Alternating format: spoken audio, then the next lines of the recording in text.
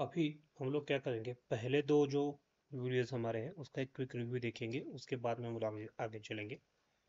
तो हमने क्या किया, अभी तक हमने एक सिंपल सा शार्प बनाने के लिए लिया है।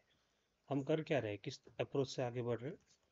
तो अगर आपको फैमिली टेबल सीखना है तो ज़रूरी नहीं है कि मैं आपको अलग अलग पार्ट्स दिखाऊं और फिर हम उस पर ही बात करते रहे और हर बार एक कोई नया पार्ट आ जाए और आपकी कॉम्प्लिकेशंस बढ़ जाए लेकिन नॉलेज कुछ ना बढ़े, ऐसे इसमें कोई मतलब नहीं है। तो हम लोग सिंपल से एक शाफ्ट वाला पार्ट करेंगे जिसको हम लोग सेव करेंगे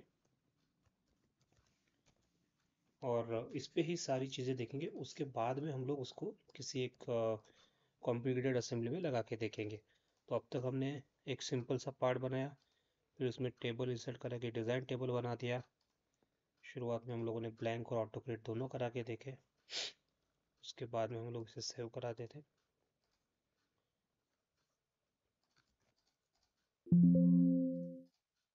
फिर टेबल बनने के बाद हम लोग फिर से वापस उसे खोलते थे।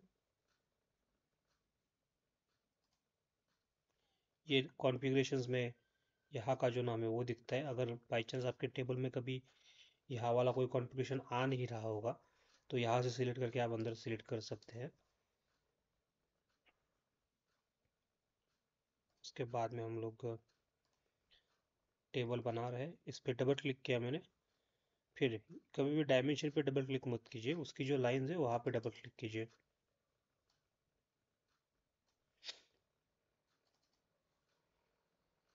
और फिर एक बार सिलेक्शन पे देख लीजिए, कुछ अनचाही चीज़ें आ गई हो तो उन्हें हटा दीजिए।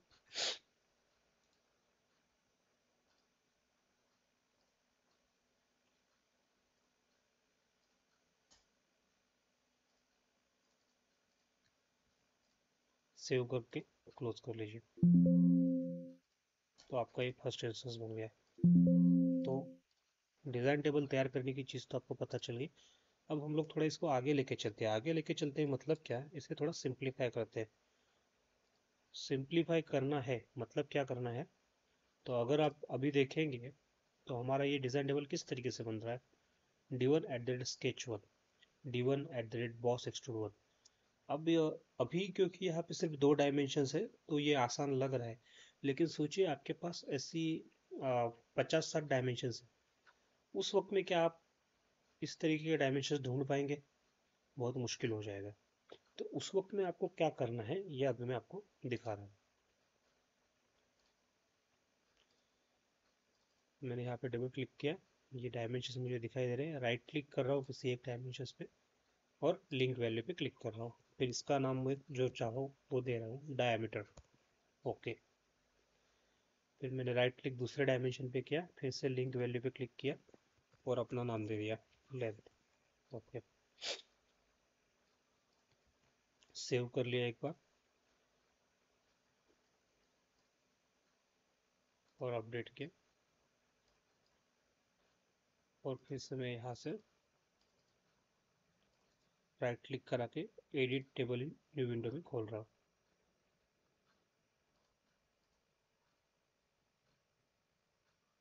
तो आप अगर देखेंगे अभी यहाँ पे थोड़ी देर पहले D1 @sketch1 था, यहाँ पे D1 बॉस एक्सट्रूड 1 था। अब यहाँ पे आ रहा है डायमीटर लेंथ। तो D1 D2 D3 ऐसे नाम से अच्छा है कि आप अपना मनचाहा नाम दे दें, तो आपको ढूंढने में आसानी होती है। इस तरीके से आप अपना काम आसानी से कर सकते। फिर मैंने सेव किया, एक नया वर्जन बना दिया। मुझे अब चाहिए डायमीटर, चाहिए इससे 100 का चाहिए और लेंथ चाहिए 200 का। सेव करा रहा हूँ मैं। तो यहाँ पे बन गया trial 1, diameter 200, length diameter 100, length 200। इस तरीके का आपका ये बन चुका है। तो एक आसान तरीके से आपने पहले आपने एक टेबल बना लिया, फिर उसको दो ऑटो तरीके से बनाना सीखा। अब आपने सीखा है कि उस टेबल के अंदर जो पैरामीटर्स है उनको किस तरीके से आप आसानी से पहचानने लायक बना सकते हैं। अब हम लोग थोड़ा सा आगे जा रहे हैं। थोड़ा सा आगे जा रहे हैं मतलब क्या कर रहे हैं, अब हम लोग देखेंगे कि हम लोग अभी देखेंगे कि किसी पार्ट में अगर हमें कुछ इन्फॉर्मेशन स्टोर करनी है तो वो किस तरीके से कर सकते हैं। तो मैं आ रहा हूँ यहाँ पे फाइल प्रॉपर्टीज में। आप यहाँ पे कॉन्फ़िगरेशन स्पेसिफिकेशंस में आएंगे और यहाँ पे जो चाहिए वो चीज़ें ऐड करेंगे। फॉर एग्जांपल मुझे इस पार्ट में इसका ड्राइंग नंबर सेट करना है। कई जगहों पे लोग क्या करते हैं कि फाइल का नाम is equal to drawing number रखते हैं, लेकिन कभी कभी ये चीज़ें प्रॉब्लमेटिक करती है। तो समझिए हमें ड्राइंग नंबर अलग से डालना है। उसके बाद में मुझे कुछ मटेरियल डालना है इस पार्ट का। ये दो चीज़ें मुझे इस पार्ट में डालनी है। तो अब मैं वो दो चीज़ें डालने जा रहा हूँ। अब मैंने क्या किया अभी तक, यहाँ पे आया और यहाँ पे सिर्फ दो नाम डाल के ओके किए। राइट क्लिक, एडिट इन न्यू विंडो।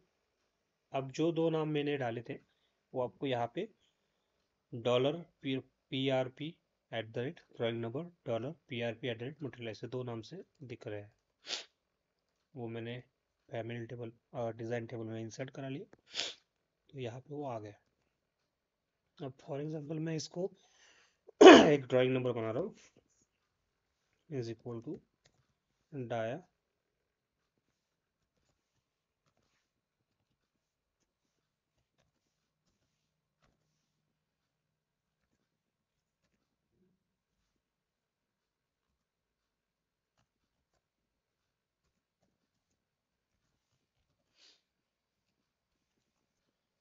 तो ये मैंने ऐसे कोई एक ड्राइंग नंबर बना दिया एक्सेल के फॉर्मूला का यूज़ करा के। और मैं फिर इसके मटेरियल्स डाल रहा हूँ, जैसे कि मैं इसमें बोल रहा हूँ कि मैं MS यूज़ करूँगा। फिर यहाँ पे मैं बोल रहा हूँ कि SS AISI 304 है। फिर ये मैं बोल रहा हूँ SS AISI 316 है। ऐसे तीन अलग अलग मटेरियल मैंने डाल दिए। फिर मैं इसे क्लोज कर रहा हूँ, सेव। अब जैसे मैं अलग अलग पार्ट खोलूँगा, मैंने डिफ़ॉल्ट में आ गया, मैं डिफ़ॉल्ट के मैं पैरामीटर्स चेक कर रहा हूँ।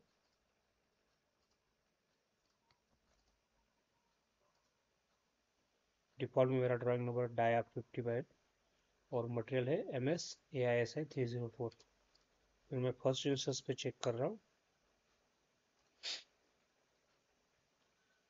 ड्राइंग नंबर चेंज हो गया, मटेरियल चेंज हो गया। फिर मैं थर्ड नंबर पे चेक कर रहा हूँ, ड्राइंग नंबर चेंज हो गया, मटेरियल चेंज हो गया। बेसिकली आप इस पार्ट से रिलेटेड आपको जो भी इंफॉर्मेशन सेव करने हो वो इस तरीके से हर एक पार्ट में सेव कर सकते हैं।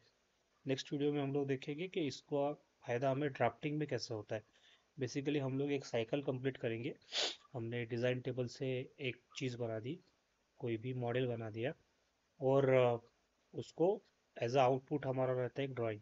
ड्राइंग में हम उससे किस तरीके से बना रहे हैं ये देखेंगे, और फिर हम लोग और डिटेल्स में जाएंगे।